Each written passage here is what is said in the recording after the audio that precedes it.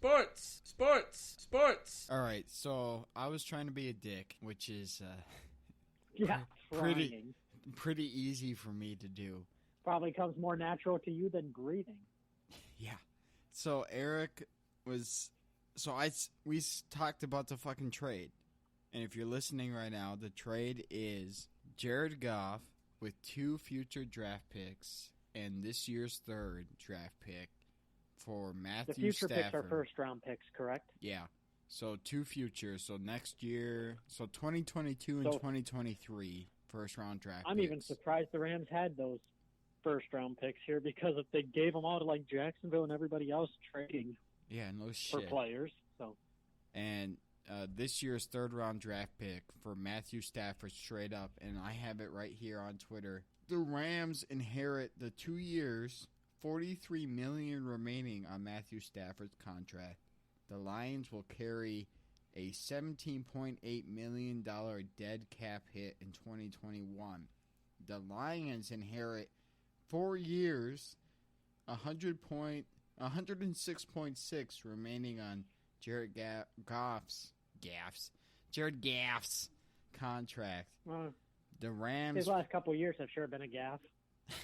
The Rams will carry a $22.2 million dead cap hit in 2021.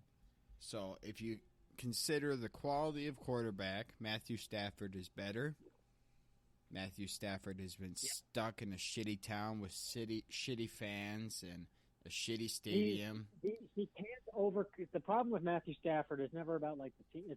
It's really kind of about the organization, because if there's like chaos or just like crap happening at the top, or just inadequacy at the top, it's going to funnel down and you can never win. It's fucked because it's being ran by the granddaughter of Henry Ford, and she's 85 years old. I don't know if the Fords still own the team, but again, it's they've always hired bad GMs. And the bad GMs hire bad coaches, and the bad coaches can't coach these players.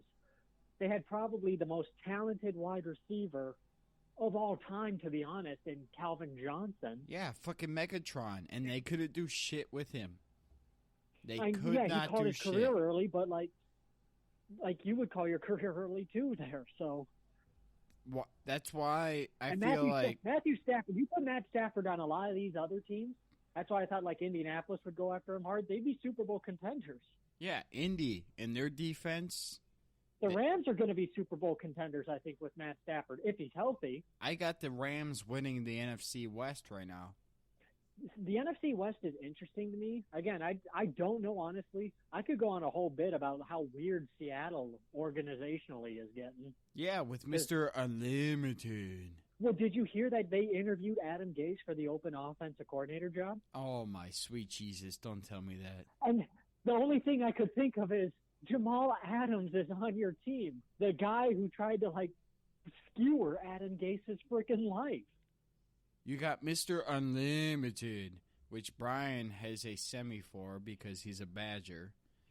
So no matter what. Definitely. So. Yeah, no matter what, he's going to. He's talented. I don't know what the heck happened with, them. And again, with Schottenheimer, I don't know what their old offensive coordinator.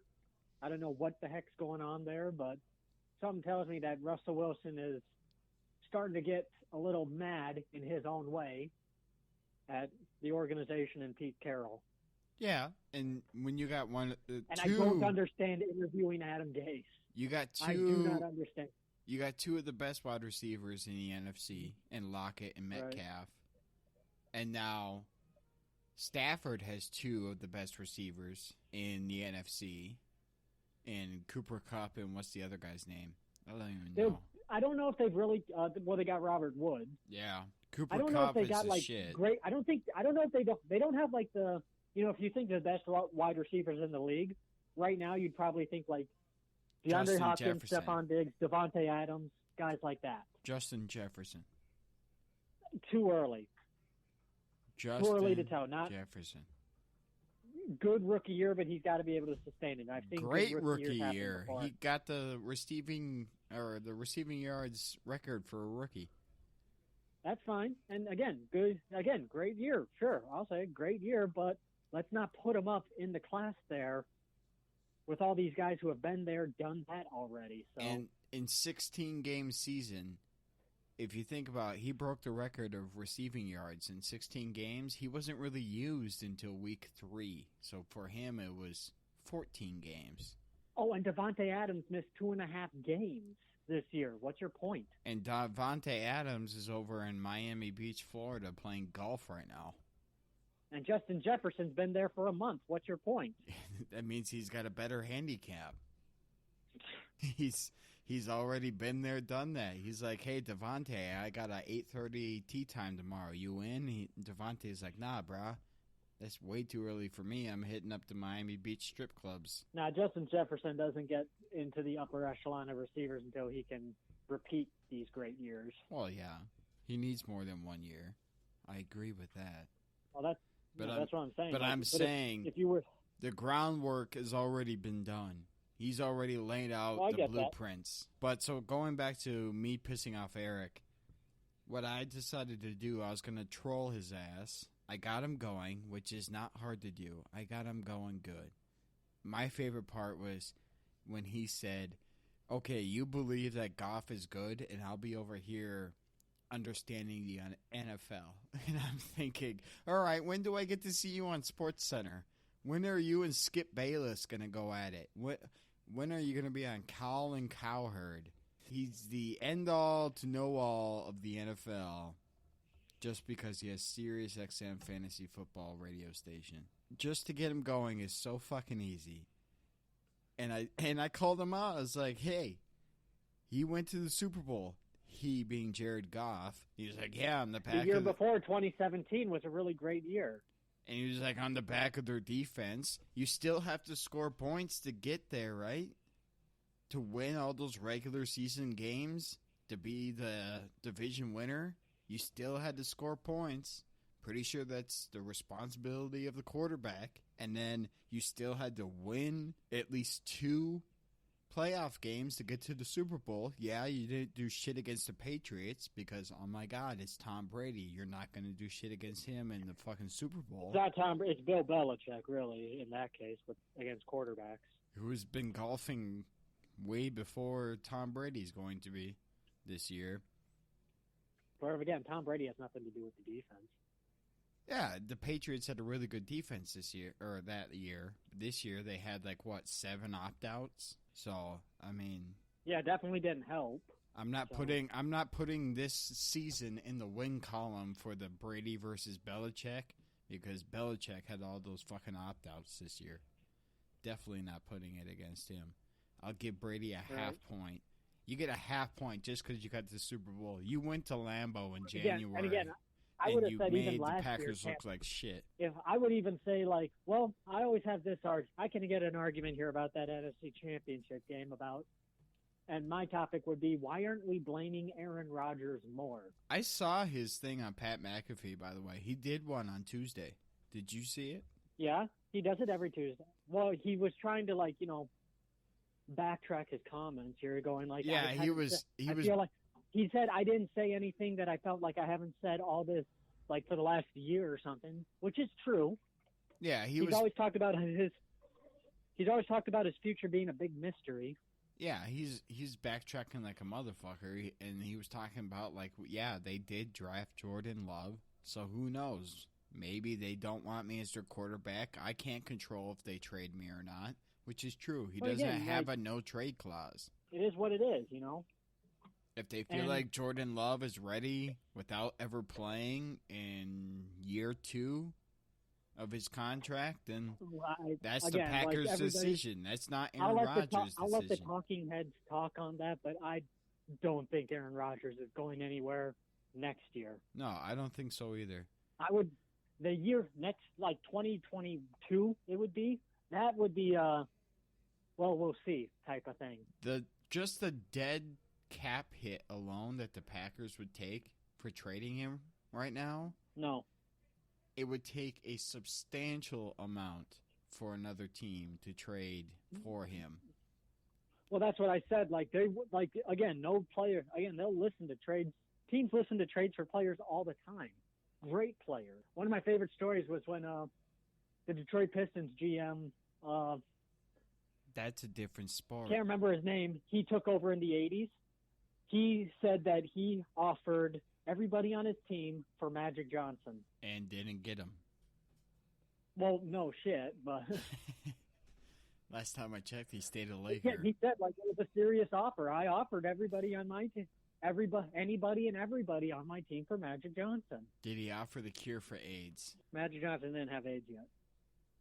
That he know of. He could have. It could have been brewing inside of him. I don't know. But like with the Aaron Rodgers, like why aren't we blaming Aaron Rodgers more for the loss to the Buccaneers?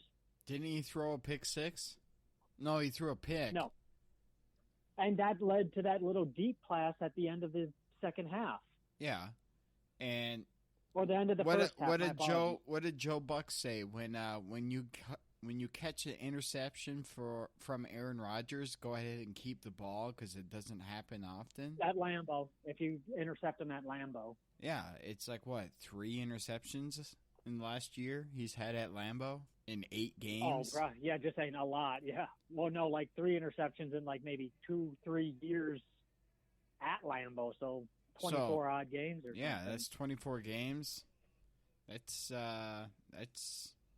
I'd fucking pay a lot of money for that if I had the But millions no, and then of everybody dollars. wants to like shit on the defense for that game.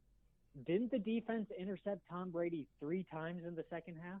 I told people that I talked to in person. And what were the 3 drives that Aaron Rodgers led after those? 3 and out, Scoring 3 and out, plays. and then the field goal. The field goal. Now that I saw the graphic of the recreation, it was just circles on a field of where everybody was during that play, and Aaron Rodgers had so much fucking room to run on that. Oh yeah, the play before it. Oh yeah, on the third could've down ran it in. play.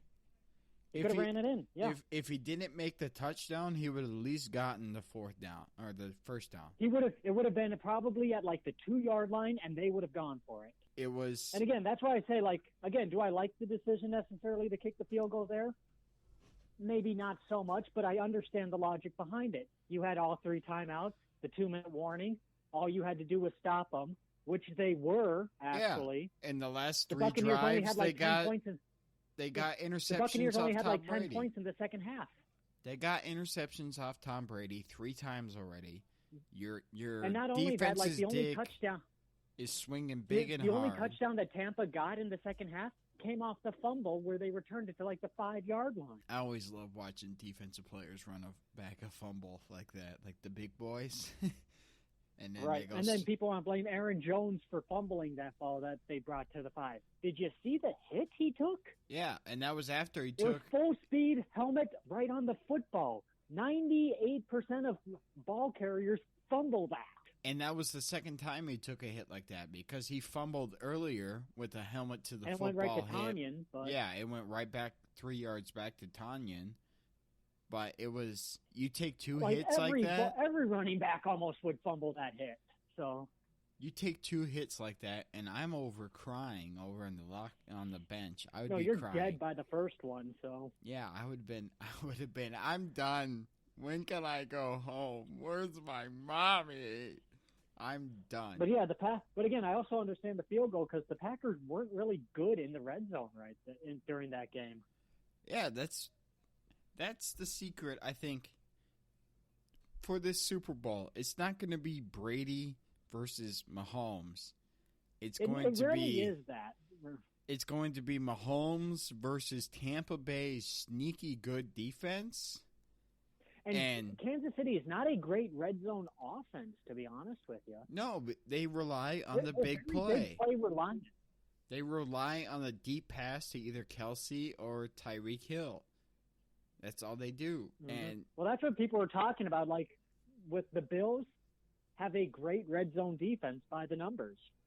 And they were never in the red zone. And the Chiefs don't have a great red zone offense especially the last month of the season. But it's going to be you're going to get Antoine Winfield Jr. back. You're going to get Whitehead back. The other safety back. Whitehead. Vita Vi should be fully healthy, I think. They're no